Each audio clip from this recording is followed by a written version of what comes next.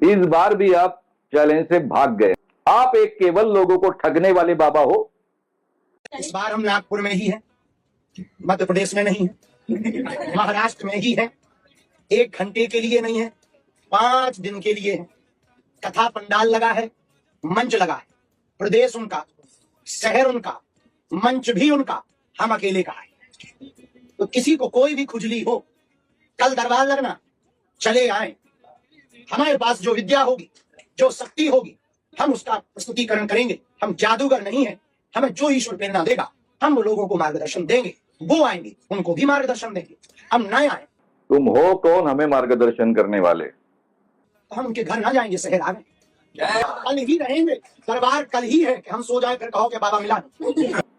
राम कथा वाचक कहलाते हो, खुजली जैसे शब्द का प्रयोग करते हो, ये आपकी संस्कृति है। परसों हमें वापस भी जाना है, परसों 30 को, तो फिर बाद में कह दे कि बाबा भाग गया। और एक और खबर कर देना, 5 ही दिन की कथा है, 7 की नहीं है कि कहे कि बाबा ऐसा हो गया। तो हम बाद की खाद नहीं चाहते, आज ही निपटा ले।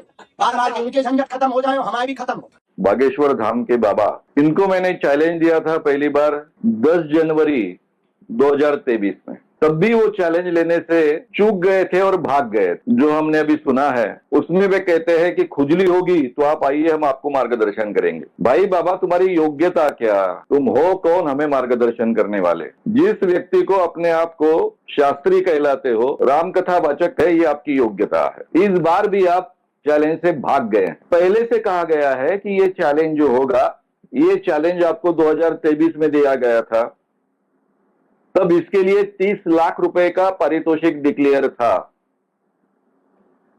अभी ये प्राइस है 80 लाख का बढ़ चुका है। यानी अगर आप ये चैलेंज स्वीकारेंगे, जीत जाएंगे, तो अखिल भारतीय अंधश्रद्धा निर्मूलन समिति की ओर से आपको 80 लाख रुपए का प्राइज मिलेगा।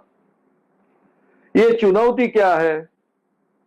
अखिल भारतीय अंधश्रद्धा निर्मूलन समिति घोषित करती है कि जालसाजी मुक्त अवस्था में किसी व्यक्ति ने दिव्य शक्ति का प्रदर्शन चुनौती प्रक्रिया के शर्तों प्रमाणित करने पर उसे 80 लाख रुपए का पुरस्कार दिया जाएगा।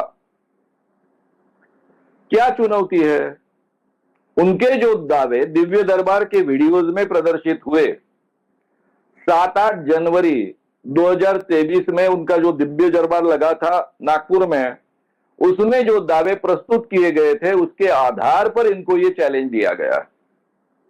उनका दावा है कि कोई भी भक्त जब उनके सामने आता है तो उस व्यक्ति का नाम, उसके पिताजी का नाम, उसका सरनेम, उसकी उम्र और इतना ही नहीं तो उसका फोन नंबर भी उनको अपने आप पता चलता। ये उनका दावा रहा है। साथ में महाराज का दावा यह भी रहा है कि वो किसी भी भक्त के घर में जाकर कौन से रूम में कौन सी चीजें रखी है ये पहचान सकते हैं। इसका मतलब उनको दिव्य शक्ति प्राप्त है। ये दोनों चीजों के लिए उनको आह्वान दिया गया था, जो आज भी कायम है और आगे भी चलकर कायम रहने वाला है। जब तक वो जिंदा रहेंगे और अखिल भारतीय अंधश्रद्धा निर्मूलन समिति जिंदा रहेगी, तब तक ये आह्वान कायम रहेगा। जब भी उनमें ऐसी क्षमता है, ऐसा उनको लगेगा सही माने में, तब ये वो आह्वान स्वीकारे। हम आपके सामने ऐन वक्त पर 10 व्यक्ति प्रस्तुत करेंगे। उन व्यक्ति का नाम, पिताजी का नाम, उम्र, मोबाइल नंबर आपको कागज पर लिखकर देना है। उनका नाम और उम्र आधार कार्ड के अनुसार होगी, जो आगे चलकर उस पर कोई डिस्प्यूट ना हो। इसलिए पहले से ये जानकारी एक लिफाफे में सीलबंद की जाएगी। जो पंच कमेटी होगी, जो दोनों के सहमति से प्रस्तुत होगी पंच कमेटी, उनके पास में ये लिफाफे जमा किए जाएंगे। फिर महाराज के सामने जो 10 व्यक्ति सादर किए गए, उनके सामने रखे गए, उन व्यक्तियों को वे पहचानेंगे, उनका नाम बताएंगे, पिताजी का नाम बताएंगे, उनकी उम्र बताएंगे, उनका मोबाइल नंबर बताएंगे कागज पर लिखकर। जांच कमेटी इसकी जांच करेगी। महाराज जी के सामने 10 व्यक्ति प्रस्तुत करने का जो प्रस्ताव है, उसी अनुसार पास के एक रूम में हम 10 चीजें रखेंगे। महाराज जी अपने दिव्य शक्ति से जाकर वो देख कर आए, वो 10 चीजें कौन सी है ये कागज पर लिख कर दे। वो 10 चीजें कौन सी होगी ये पहले से लिखकर भी रहेगा और वहां पर वीडियो रिकॉर्डिंग भी होते रहेगा। यानी महाराज अगर सूक्ष्म देह से वहां पहुंचते हैं और देह के साथ में पहुंचते हैं तो वो भी रिकॉर्ड हो जाएगा कि भाई ये भैया देह यहां बैठे हैं लेकिन अपना देह लेकर वहां भी जाते हैं, दूसरे रूम में भी जाते हैं, देखकर भी आते हैं, ये भी उसका प्रूफ हो जाएगा। या फिर सूक्ष्म देह से जाते हैं तो भी जाकर आए तो भी ये 10 चीजें वे पहचान कर बताए। ये दोनों चुनौतियां अगर 90% सही है तो ये चुनौती फिर से एक बार कंडक्ट की जाएगी। महाराज जैसे जादूगर नहीं है, वैसे भी हम कच्चे चेले नहीं हैं। 44 सालों से 44 ईयर से अखिल भारतीय अंधश्रद्धा निर्मूलन समिति काम कर रही है। सैकड़ों बाबाओं का भंडाफोड़ किया है, उनको भगाया है, आप भी उनमें से एक हो। इसलिए हम भी कच्चे चेले नहीं हैं। इसलिए हम कहते हैं कि ये चुनौती 2 बार होगी। पहले से ये शर्तें आपके सामने रखी गई थी, 2023 में रखी गई थी, वही शर्तें अब रिपीट कर रहे हैं। इसके लिए नागपुर में 3 दिन पहले प्रेस कॉन्फ्रेंस हुई थी। उस प्रेस कॉन्फ्रेंस में ये सभी पर्चियां और ये शर्तें बांटी गई हैं, इसलिए सब पत्रकारों के पास में ये शर्तें हैं। इन शर्तों के आधार पर नागपुर पत्रकार संघ के सामने यानी पत्रकारों के सामने आपको ये चुनौतियां स्वीकारनी है। 10 लोगों को पहचानना है, उनके नाम वगैरह जो मैंने पहले कहा उसी के अनुसार, या फिर 10 चीजें जो पास के रूम में रखी है।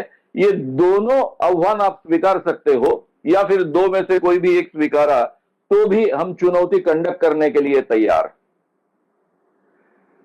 बाबा जी, आपको पता है कि आप में कोई दिव्य शक्ति नहीं, आपको यह भी पता है कि आप पर कोई भगवान प्रसन्न नहीं। दिव्य शक्ति का आभास निर्माण करने वाले बाबा हो, ये आपको बहुत अच्छे ढंग से पता है। इसलिए आप आह्वान स्वीकारने को तैयार नहीं, बार बार भागते हो। इस समय कम से कम मत भागिए। इस महाराष्ट्र के मुख्यमंत्री देवेंद्र फडणवीस आपके शिष्य है, आपके चरणों पर माथा टेकते हैं। वे गृह मंत्री भी है, महाराष्ट्र की पुलिस उनके ही अंडर काम करती है। आपको पूरी तरह से सुरक्षा दी जाएगी। पत्रकारों के सामने ये चुनौती स्वीकारिए, कंडक्ट कीजिए, ये चुनौती में हिस्सा लीजिए और फिर अपने आप को सिद्ध कीजिए। नहीं तो आप लोगों को ठगने वाले एक बाबा हो, इसके अलावा आपका कोई भी पहचान बचेगी नहीं।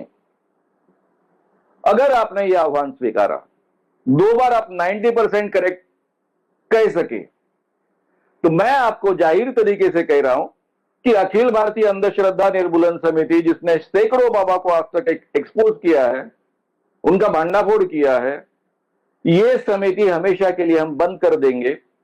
आपके चरणों पर माथा टेकेंगे और आपके शिष्य बन जाएंगे। इसलिए हिम्मत कीजिए, आह्वान स्वीकारिए, आह्वान से भागिए मत।